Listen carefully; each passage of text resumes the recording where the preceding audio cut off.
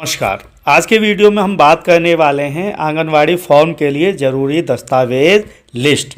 2026 में अगर आप आंगनवाड़ी कार्यकर्ता बनना चाहते हैं या आप फॉर्म अप्लाई करना चाहते हैं तो इसके लिए क्या क्या डॉक्यूमेंट की ज़रूरत होती है वो पूरी जानकारी इस वीडियो में हम आपको देंगे।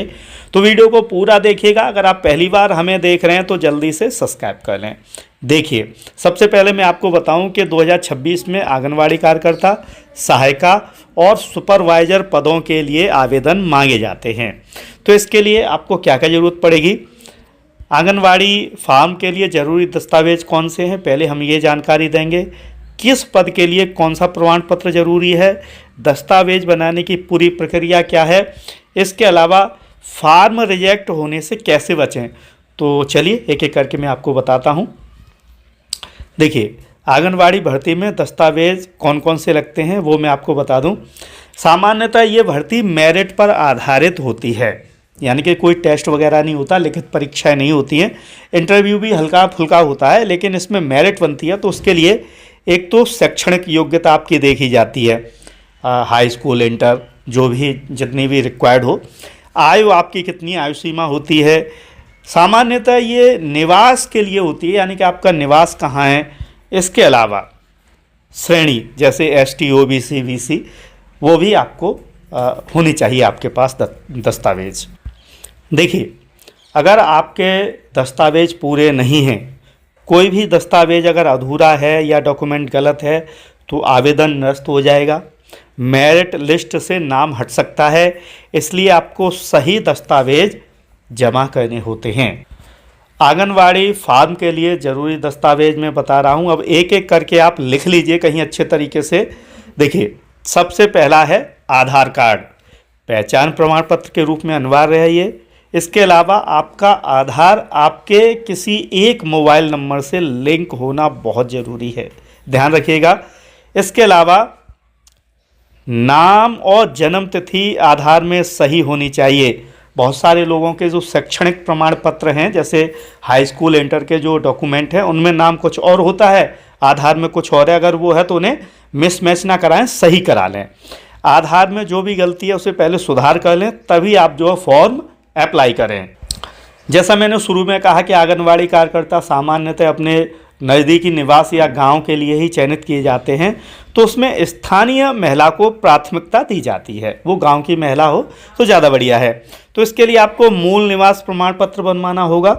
साथ ही साथ आपके पास आपका राशन कार्ड या वोटर ID कार्ड, कुछ राज्यों में वोटर ID कार्ड भी मांगा जाता है, तो आप अपना वोटर ID कार्ड भी जो है पहले से तैयार करके रखें। वो कहाँ है उसकी एक फ़ोटोकॉपी भी अपने पास रखनी होती है।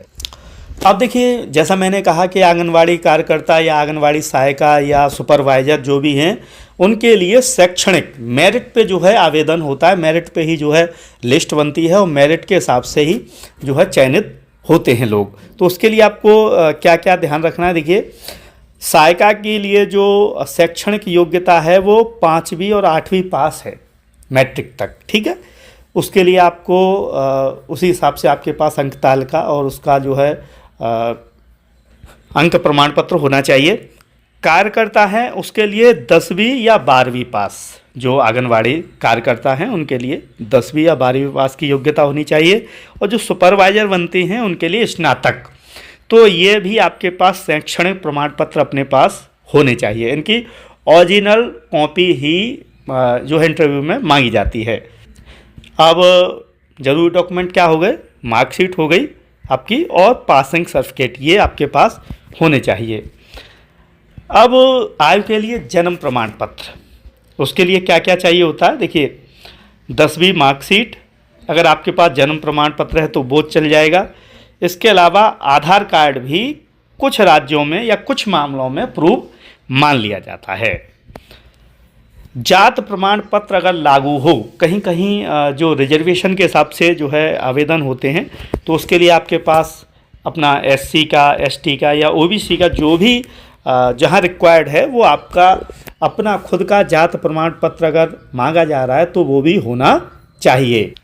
इसके अलावा पासपोर्ट साइज़ फ़ोटो जो कि रंगीन हो और हाल के ज़्यादा पुराने फ़ोटो नहीं होने चाहिए। सफ़ेद या हल्का बैकग्राउंड रखें फ़ोटो के पीछे।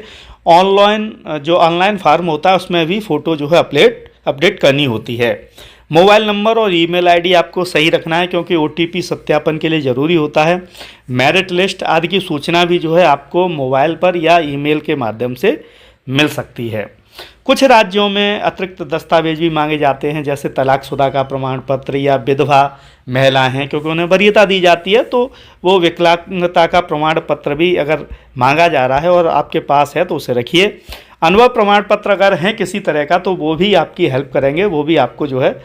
अब आखिर में ये चीज़ नोट कर लीजिए, सभी दस्तावेज की स्कैन कॉपी अपने पास रखें। नाम और जन्म तिथि सभी में समान होनी चाहिए, अगर किसी में मिसमैच हो रही है तो उसे सही करा लें। फ़ोटो और सिग्नेचर साफ़ हों। प्रमाण पत्र वैध तिथि के हों, बहुत पुराने या ऐसे नहीं होने चाहिए जो कि मान्य ही ना हों।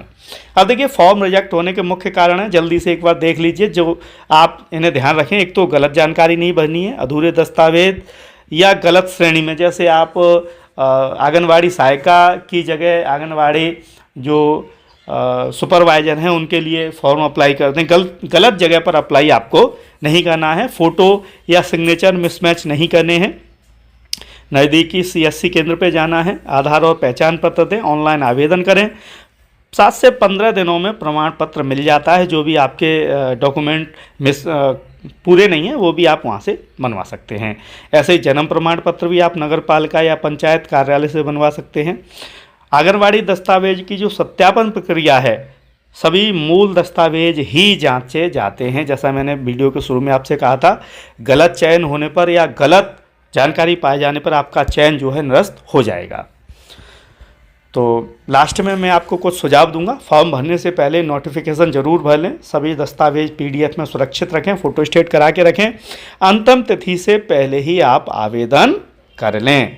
तो वीडियो अगर आपको अच्छा लगा है तो इसे लाइक करें, शेयर करें, और अगर कोई जानकारी चाहिए तो आप कमेंट करके हमसे जो है ये जानकारी प्राप्त कर सकते हैं।